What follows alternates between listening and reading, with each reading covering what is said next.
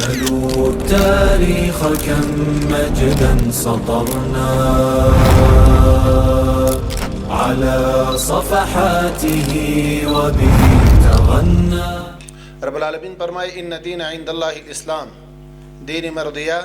په نزد الله تعالی باندې هغه دین د اسلام ده، نه د یهودیت نه د نصرانیت او نه د نور شرکی او عصري الحادي او دیموکراسي او کفري نظامونه. دا د خدای جل جلاله په نزد باندې محبوب نه دي.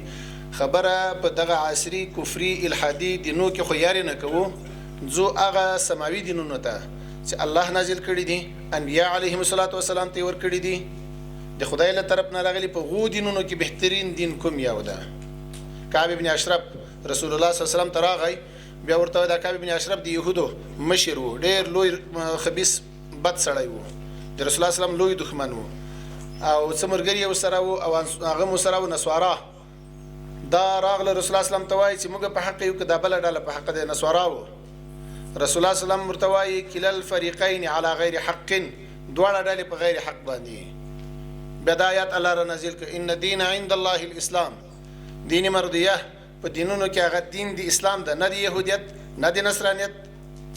نه د لادینیت نه د الحاد نه د کفر نه د دیموکراسي. دا دینونه خو د الله په نسبت محبوب دینونه نه دي. ولی دین د اسلام محبوب دین ده؟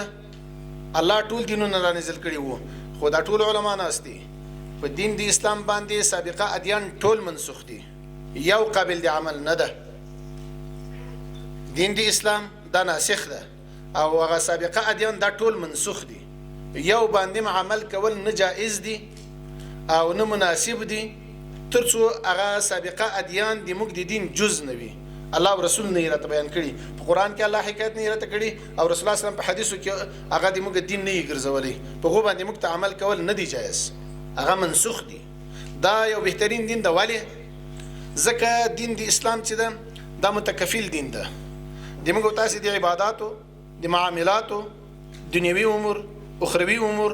عبد الله ابن عباس مفسر القرآن هغه فرمایي کله ما د چپلې بند وش کیږي په الله قسم زبې القرآن معلوم کوم چې ولش کېدلې ده، نور خو د ذهن خلاصيږي کنه. دا یو متکفل دین ده، یو ضامن دین ده د ټولو امور لپاره، که عبادت دي که معاملات دي که اقتصادیات دي که موالات مع الکفار ده که محابات مع الکفار ده که مدارات مع الکفار ده او که هغه اجتماعي امور بین الناس دي، که د موږ تاسو ضرورت دي د دې ټولو لپاره. رسول اکرم صلی الله علیه وسلم فرمایي رضیت بالله ربا وبالاسلام دینا وبمحمد صلی الله علیه وسلم رسولا ونبیا. په دې راضي یو چې موږ تاسو الحمدلله ربم الله ده او دینم کوم دین ده؟ اسلام.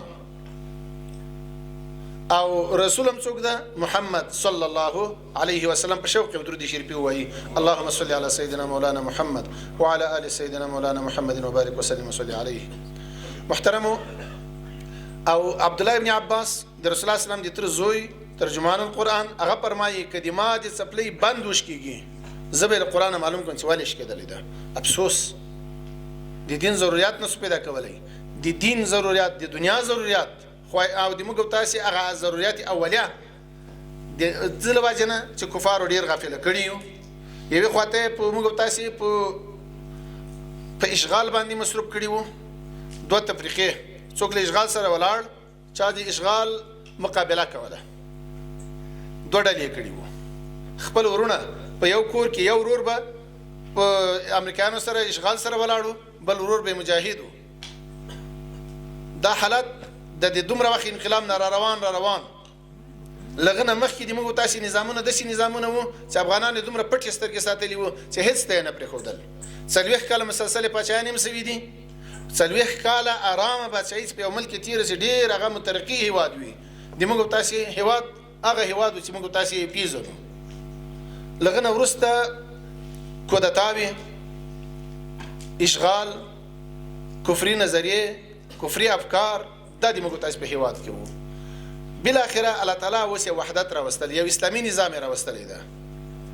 کوشش د مدرسې استاده شیخ صاحب، مولوي صاحب، ملا صاحب، د پوهنتون استاده دکتور صاحب، انجینر صاحب، اقتصاد پوه صاحب، په هر بخش کې چې ته څوک ته د وخت امام غزالی امام غزالی رحمت الله علیه یو صوفي د زمانی وو کته دي صوفي ذات دلته څه حال ده د بعضی مذهبونو خدام دي کنه چې سیاست او دین سره جلا دي بس که چا هغه کاوه دین کاوه نو هغه د جماعت په کند کې ناشتي او که سیاست کاوه هغه ته نه راوځي میدان ته نه راوځي صوفي له دین سره څه کار ده له سیاست سره څه کار ده سیاست ته نه راوځي امام غزالی رحمت الله علیه یو صوفي عالم ده خو هغه څه وایي هر هغه شی چې انسان ضرورت دي که دینی دي که ضروری دي دا لازم دي په واجب دي چې زده کوي به امام غزالی رحمت الله علیه د شفقت او ترحم په بنا یو کتاب لیکي ایها الولد ای زویا ای بچا او څنګه خبرې کې کړې دي په ایها الولد کې مطالعه کوي پښتو ته ترجمه شوی الحمدلله اوس ای زویا اندغه ترجمه ده د کتاب نوم په ای زویا باندې ده نو هغه یو صوفي عالم علما ناستي علماء د کتاب په حق احیاء العلوم کې د شي لیکلي دي که څلور واري چا مطالعه ک درې واري چا مکمل مطالعه ک د لوی ولی اولاد زمانیه ده په دې رساله کې هغه ته د عقیدی اصلاح د اخلاق اصلاح د اعمال اصلاح د افعال اصلاح د لکه پلار چې زوی ته غږیږي کتاب چې ګوري هر لفظ داسې وي لکه یو مشفق پلار چې یو ګران زوی ته غږیږي ایها الولد اے د ما ګران زوی داسې وکه په عقیده کې په اقوالو کې په افعالو کې په اعمالو کې سخت د اصلاح یو بهترینه طریقه کړې ده کلمه پښتنه وکي خواخوږي همدردي د روپۍ شل په زړه کې په خبرو کې په دې خو پیږي کنه په خبرو کې هم دا ظاهرومه چې همدردي زیاته لرم خواخوږي زیاته لرم له ملت سره لرم له ځوان قشر سره لرم له مسلمانانو سره لرم د رسول الله امت سره لرم په الله قسم چې یواري سلامي نه لیکلې دا دې ماده پر دې افسوس ځای نه ده جواب راکې ما ډایرګل دي چې ما داسې ما وایي چې دا پلانکای ده د افسوس ځای نه ده دا د شیخ صاحبان دي والله علم دوی نه یم خبر خدای دې دوی ته توفیق ورکړي ماته دې خدای راکړي د پانتون استاده تا نوټونه ورکړي وي لیکچر به لري د پانتون د شاګرد لپاره لري د پانتون د شاګرد لپاره لري مجبور یې مکلف یې معاش اخلي هغه ته چې درسونه وای هغه د شکایتګيږي هغه ادارې ته شکایت کوي مجبور مکلف یې یو لیکچر به لري یو نوٹ به لري د خپل مضمون لپاره به یو شی لري یو څه به لیکنه کړی وي اسلام ته دې څه کړی دي اسلامي نظام ته دې څه کړی دي د پیغمبر اسلام